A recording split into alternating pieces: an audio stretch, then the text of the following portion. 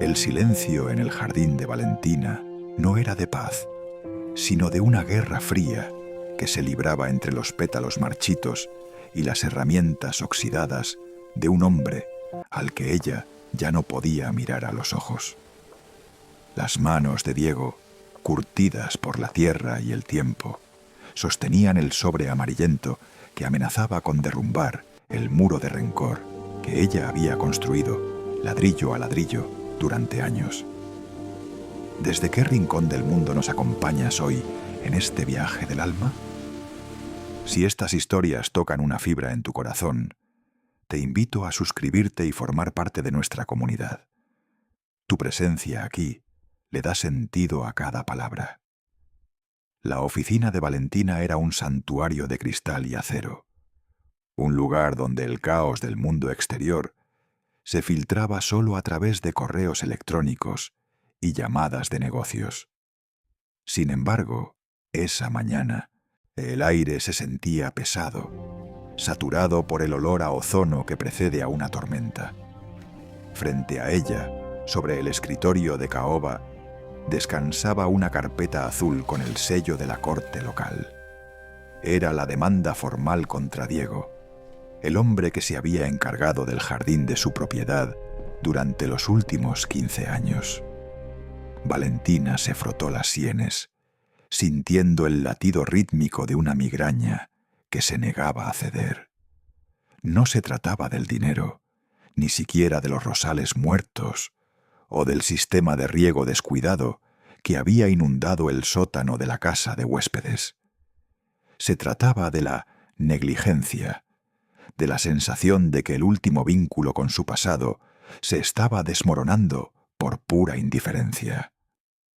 ¿Has revisado los términos?, preguntó ella sin levantar la vista. Sentado al otro lado de la mesa, su abogado y amigo cercano, Ricardo, asintió lentamente. Está todo listo, Valentina, pero ¿estás segura de esto? Diego ha estado con tu familia desde que eras una adolescente. Es casi parte del paisaje. El paisaje está muriendo, Ricardo, respondió ella con una frialdad que ocultaba una herida profunda. Mi padre confió en él para mantener este lugar vivo, después de que él se fuera. Y mira lo que ha hecho. Ha dejado que la maleza lo consuma todo. Si no puede cumplir con su trabajo, tiene que haber consecuencias. No puedo permitir que la desidia destruya lo único que me queda de mi hogar. Esa misma tarde, Valentina regresó a la propiedad.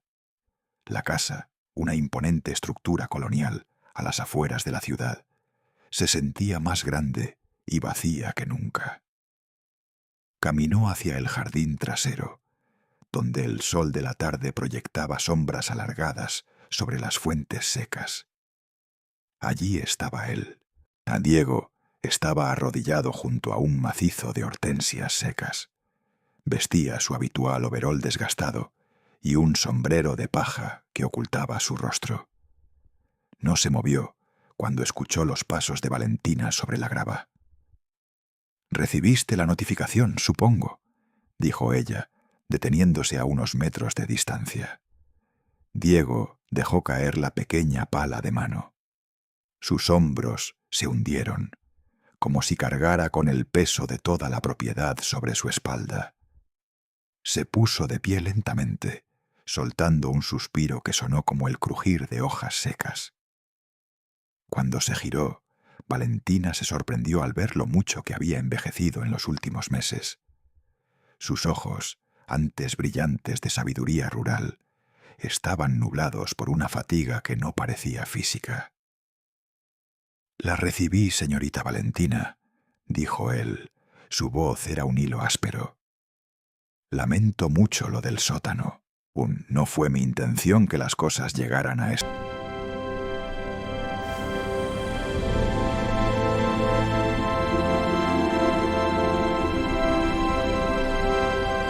punto».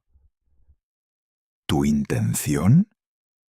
«Diego, llevas meses ignorando las llamadas, dejando que los parterres se llenen de espinas. Mi padre te consideraba un hermano, Te dejó un sueldo de por vida para que cuidaras este refugio. ¿Y cómo le pagas? Abandonándolo. Valentina sintió que la rabia subía por su garganta. Una mezcla de dolor por la ausencia de su padre y la frustración de ver cómo su legado se desvanecía. No es abandono, susurró Diego mirando hacia una esquina del jardín que estaba particularmente descuidada. Es que a veces las manos ya no obedecen al corazón. Eso no es una excusa legal, sentenció Valentina sacando un sobre de su bolso. Tendrás que presentarte en la audiencia el próximo martes. He solicitado la rescisión del contrato y una compensación por los daños estructurales. Es mejor que busques un lugar donde vivir, Diego. La casa del jardinero debe quedar libre a final de mes. El hombre no protestó. No hubo gritos ni súplicas. Simplemente asintió, con una dignidad que irritó a Valentina más que cualquier insulto. Diego se acercó a su vieja camioneta, pero antes de subir, se detuvo y metió la mano en el bolsillo del pecho. Sacó un sobre pequeño, manchado de tierra y humedad, doblado tantas veces que los bordes estaban deshilachados. Antes de que me vaya, señorita, hay algo que encontré bajo las raíces del viejo roble, el que su padre plantó el día que usted cumplió 18. Lo desenterré ayer, mientras intentaba salvar la raíz principal. Valentina dio un paso atrás, cruzando los brazos. No quiero más recuerdos, Diego. No es un recuerdo, dijo él, dejando el sobre un banco de piedra entre ellos. Es una verdad. Su padre me pidió que se lo diera solo si el jardín moría. Yo no entendía por qué me decía eso, hasta que empecé a perder las fuerzas para mantenerlo vivo. Diego subió a la camioneta y el motor tosió antes de arrancar, dejando a Valentina sola en medio de su jardín en ruinas. El viento sopló, haciendo que el sobre amarillento se deslizara por el banco de piedra. Con manos temblorosas, Valentina lo recogió. Al abrirlo, no encontró una carta de despedida, sino una confesión escrita con la caligrafía apresurada de su padre, fechada apenas semanas antes de su muerte. Pero no era para ella, o al menos no solo para ella. Las primeras líneas decían: para Diego, el guardián de mis secretos, y para Valentina, mi mayor arrepentimiento. Valentina sintió que el mundo se inclinaba. Se sentó en el banco, ignorando el frío de la piedra, y empezó a leer. El jardín, con sus flores marchitas y su aire de abandono, pareció cobrar una dimensión distinta bajo la luz de aquellas palabras enterradas. Lo que ella creía que era negligencia de un jardinero anciano estaba a punto de revelarse como el acto de lealtad más doloroso que jamás hubiera imaginado. Valentina no durmió esa noche. Las palabras de la carta se repetían en su mente como una melodía inacabada.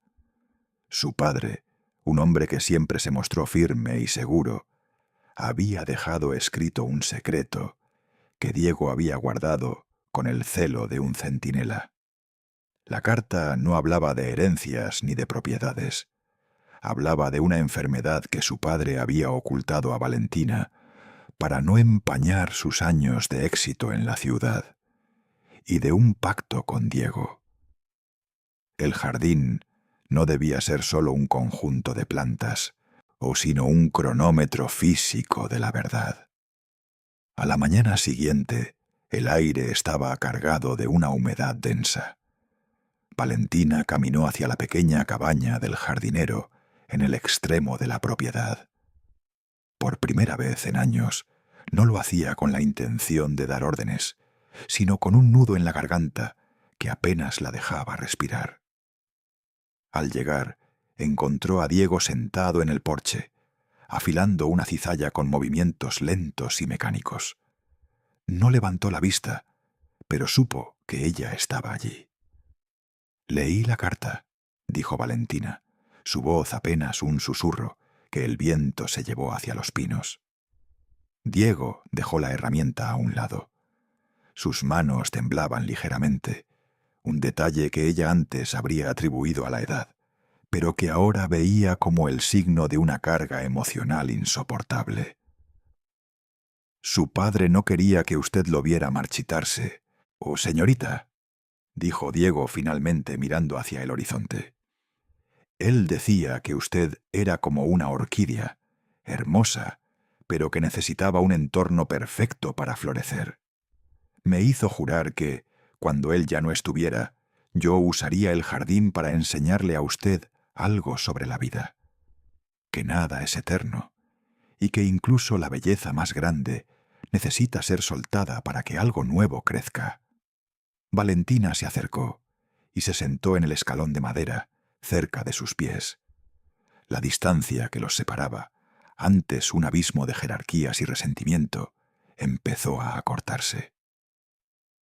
«Pero, ¿por qué dejar que todo muriera?», preguntó ella, con una lágrima traicionera resbalando por su mejilla.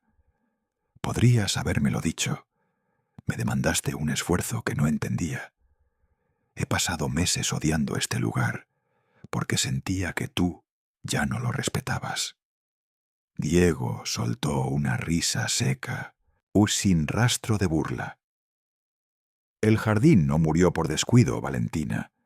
Murió por solidaridad.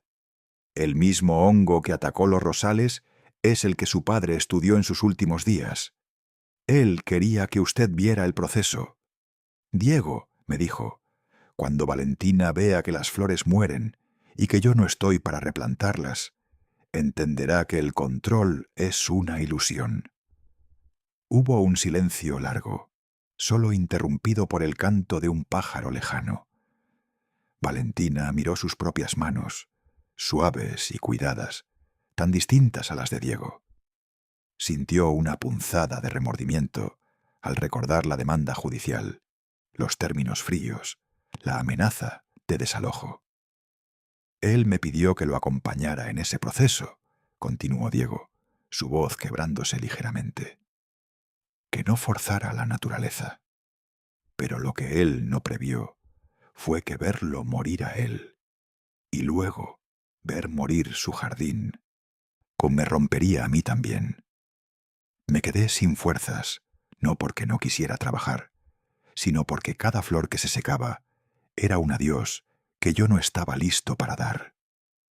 Valentina sintió un peso en el pecho. Se dio cuenta de que había estado juzgando a Diego por su incapacidad de mantener una fachada, cuando él era el único que había estado viviendo el duelo de manera auténtica.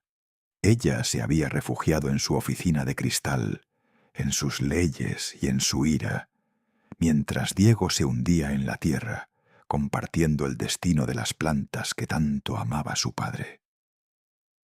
«Lo siento», dijo ella, y la palabra sonó pequeña en la inmensidad del campo.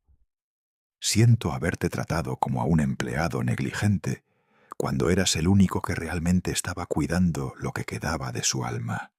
Diego la miró entonces, y por primera vez en años, Valentina vio en él al hombre que la cargaba en hombros para alcanzar las manzanas más altas. Sus ojos estaban llenos de una vulnerabilidad que no pedía perdón, sino comprensión. «El martes es la audiencia», recordó ella. «Voy a retirarlo todo, Diego. No solo la demanda. Quiero que te quedes, pero no como mi jardinero». «¿Entonces cómo?», preguntó él, limpiándose una lágrima con el dorso de la mano. «Como el hombre que me va a ayudar a entender qué es lo que mi padre realmente quería que hiciera con este lugar», respondió Valentina, extendiendo su mano hacia él. «El jardín está muerto, Diego, pero la tierra sigue aquí». Diego tomó su mano. Su piel era como corteza de árbol, áspera y cálida. En ese gesto, en esa pequeña conexión de piel contra piel, la tensión acumulada durante meses empezó a drenar, dejando espacio para una honestidad que dolía, pero que también empezaba a limpiar las heridas. Sin embargo, el secreto de la carta no terminaba en la enfermedad del padre. Había algo más, una instrucción final sobre lo que estaba enterrado bajo el roble, algo que Diego aún no se atrevía a confesar del todo. El martes, el día que debía ser el de la audiencia judicial, Valentina se encontraba en un lugar muy distinto, de pie, frente al viejo roble, con una pala en la mano y el sobre de su padre guardado cerca del corazón. No hubo tribunales, ni abogados, ni sentencias. Solo estaban ella, Diego, y el eco de una verdad que exigía ser desenterrada por completo. «La carta dice que hay algo más, Diego», dijo Valentina observando el agujero donde el jardinero había extraído el primer sobre. «Dice que el roble no fue plantado solo por mi cumpleaños. Habla de un testigo silencioso». Diego, que estaba sentado en el banco de piedra cercano, mantenía la mirada fija en sus manos entrelazadas. El aire estaba inusualmente quieto, como si la naturaleza misma estuviera conteniendo el aliento. «Hay verdades que son como las raíces, señorita», comenzó Diego con voz pausada. «Si se sacan a la luz de golpe, la planta muere por el impacto. Su padre sabía que usted no estaba lista para entender la soledad que él sentía». Valentina dejó la pala y se acercó a él, su rostro reflejando una mezcla de dolor y determinación. «Basta de metáforas, Diego. He pasado años pensando que mi padre era un hombre perfecto, que lo tenía todo bajo control. Y ahora descubro que se estaba marchitando en silencio. Y tú lo viste todo. Tú lo viste desmoronarse, mientras yo estaba en la ciudad celebrando ascensos». La voz de Valentina se quebró. No era un grito de rabia, sino un lamento de orfandad tardía. La confrontación no era contra el anciano frente a ella, sino contra la imagen distorsionada que ella misma había construido de su vida. «Él me prohibió llamarla», reaccionó Diego, poniéndose de pie con un esfuerzo evidente. «Me dijo, Diego, si ella viene por lástima, habré fracasado como padre. Ella debe venir porque ama este lugar, o no debe venir nunca». ¿Cree que fue fácil para mí verlo perder la memoria de los nombres de sus flores? ¿Cree que fue fácil recibir sus cheques sabiendo que lo que realmente necesitaba era que usted le tomara la mano? Diego caminó hacia ella y por primera vez no hubo sumisión en su postura. Había una verdad cruda y humana. «Usted me demandó porque el jardín estaba descuidado. Pero el jardín estaba descuidado porque yo pasaba las tardes leyéndole sus propios correos electrónicos una y otra vez. Porque él ya no recordaba quién era la mujer de las fotos en su escritorio. No podía podar los rosales y cuidarlo a él al mismo tiempo. Elegía al hombre sobre las flores». Valentina retrocedió, golpeada por la realidad. La negligencia de Diego no era desidia, era un sacrificio de lealtad absoluta. Ella lo había acusado de abandonar su trabajo, cuando él había estado haciendo el trabajo más difícil de todos: ser la familia que ella no supo ser. «¿Por qué no me lo dijiste cuando puse la demanda?», sollozó Valentina, dejándose caer sobre la hierba seca. «¿Por qué dejaste que te humillara de esa manera en los papeles legales?». «Porque usted necesitaba tocar fondo», respondió Diego, suavizando el tono mientras se arrodillaba a su lado, ignorando el dolor de sus propias articulaciones. Su padre dejó una segunda caja bajo la raíz principal. No es dinero ni joyas. Es la prueba de que él la perdonó antes de que usted cometiera el error de olvidarlo. Con manos temblorosas, Diego ayudó a Valentina a cavar un poco más profundo, más allá de donde las herramientas suelen llegar. Allí, Envuelta en una tela impermeable, encontraron una pequeña caja de madera de cedro. Al abrirla, Valentina no encontró reproches. Encontró una serie de diarios y fotografías de ella, desde su infancia hasta su edad adulta, con anotaciones al margen que decían: «Hoy Valentina ganó su primer caso. No me llamó, pero sé que su sonrisa debe estar iluminando toda la oficina. Estoy orgulloso». El silencio que siguió fue absoluto. Valentina abrazó la caja contra su pecho, llorando con un desconsuelo que no había permitido salir el día del funeral. Fue un llanto de liberación, de enfrentarse a la mujer fría en la que se había convertido y reconocer la vulnerabilidad que tanto había intentado enterrar. Diego no intentó consolarla con palabras vacías. Simplemente puso una mano sobre su hombro, permitiéndole sentir que a pesar de la demanda, a pesar de los juicios y de las flores muertas, ella no estaba sola en ese jardín en ruinas. La confrontación había terminado, y entre los escombros de su orgullo, algo pequeño y verde empezaba a asomar en su interior. Pasaron los meses y el aire de la propiedad cambió. Ya no olía a olvido ni a tierra seca. Ahora, el aroma del abono fresco y la lavanda recién plantada flotaba en la brisa de la tarde. Valentina no regresó a su oficina de cristal en la ciudad. Al menos no de la misma forma. Había delegado sus casos más pesados, entendiendo que el tiempo, una vez perdido, no se recupera con sentencias ni cheques. Diego ya no vestía el sombrero de paja para ocultar su rostro. Ahora trabajaba codo a codo con Valentina. Ella, con las uñas cortas y las manos manchadas de barro, estaba aprendiendo que la paciencia es la herramienta más importante de un jardinero. «Esta necesita más espacio para respirar», dijo Valentina, señalando una joven azalea. «Si la apretamos demasiado contra la pared, sus raíces no sabrán hacia dónde ir».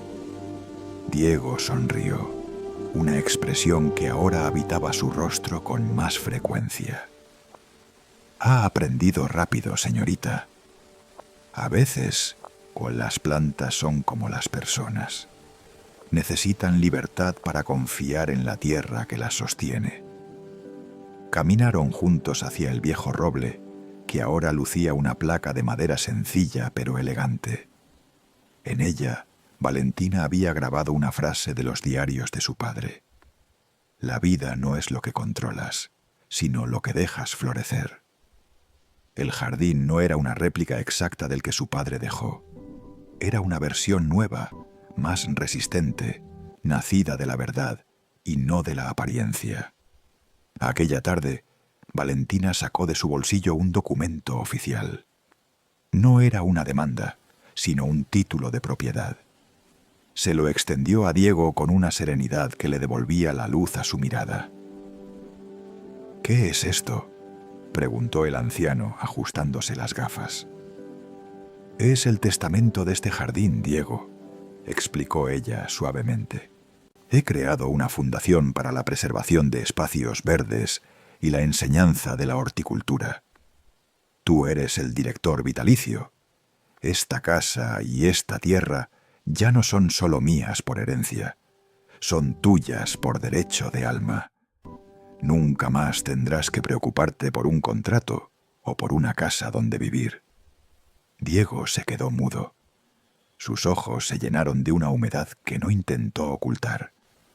Miró el jardín, miró a la mujer que alguna vez intentó desterrarlo, y vio en ella el reflejo más puro de aquel hombre que fue su amigo.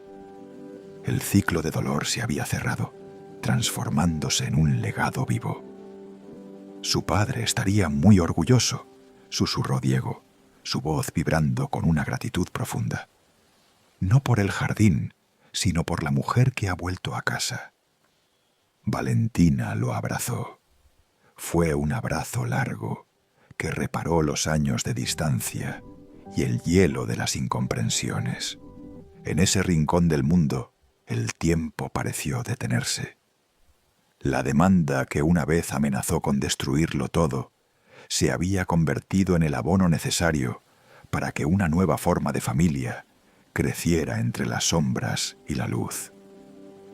Mientras el sol se ocultaba tras las montañas, tiñendo el cielo de violeta y oro, Valentina miró la última flor que habían plantado ese día. Era una flor pequeña, blanca y valiente, que se erguía firme contra el viento. Comprendió entonces que su padre no quería un jardín perfecto. Quería una hija capaz de ensuciarse las manos para salvar lo que realmente importa. Porque a veces la persona a la que te aferras termina salvándote de formas que nunca esperaste. Because sometimes the person you hold on to ends up saving you in ways you never expected. If this story touched your heart, and don't forget to subscribe for more cinematic stories like this, and share it with someone who might need a little light today.